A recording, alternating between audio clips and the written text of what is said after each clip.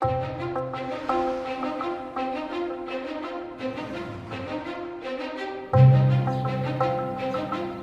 worked in an emergency room inside a hospital for 4 years. I was very surprised that there's nothing that's going to allow them to bond materials and tissues together.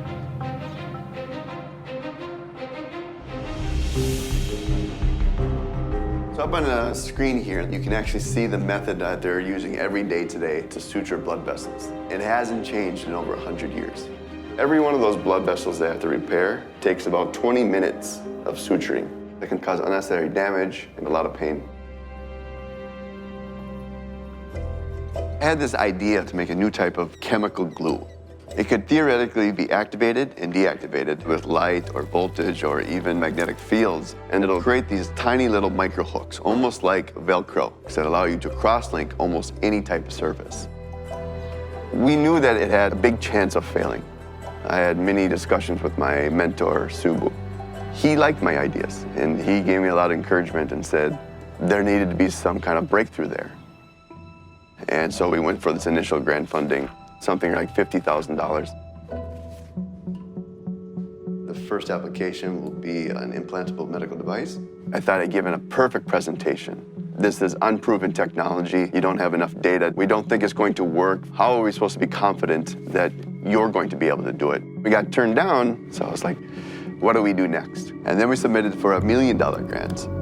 Did you continue believing in yourself the whole time? No, we always had doubts. $50,000 one failed. What's the chances with the $1 million one?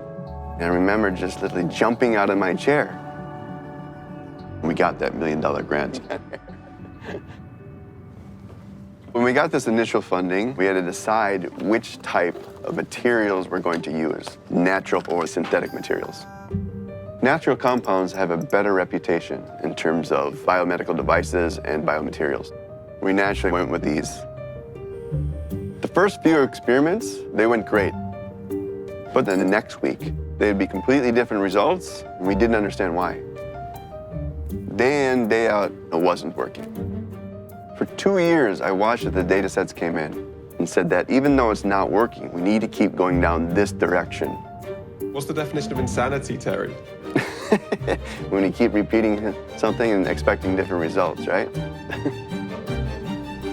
If you're not meeting your objectives, they can take the money away. If it failed, then you don't get tenure. My career in academia would be done.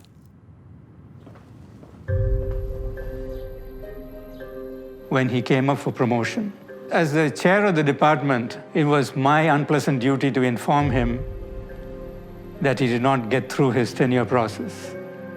When his promotion was denied, Terry considered giving up this as a career, but that would have been a great loss to the academic world. You have the doubts from the grant reviewers, you have the doubts from the colleagues, and then the students themselves, they're having their own doubts. Should we keep believing and doing what the professor says? So we spent hours discussing this.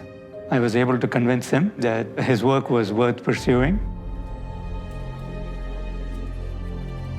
I had a conversation with my graduate student. He had found out that the polymers would just randomly fall apart. One of the assumptions I made in terms of natural materials was wrong. So we moved to synthetic polymers. From the very first test, everything that we envisioned it to do, how fast it could react, how safe it could be, it was all working now. I was walking on air. For like a week, I was walking on air. Now we're in animal trials. There was no toxicity to the tissues. We're putting together blood vessels. We're using it for drug delivery. The nurses are planning different studies with it. First in-human trials within 3 to 5 years. We never had a problem with funding again.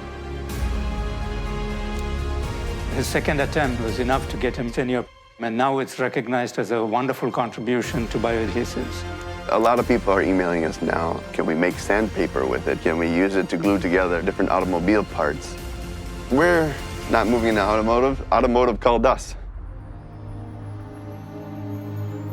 I would say, of course, I had my self-doubt. But I also knew that in order to go to somewhere new, we have to be confident enough that if you really think this is a good idea and you've prepared yourself enough, then you know that this is the right way to go.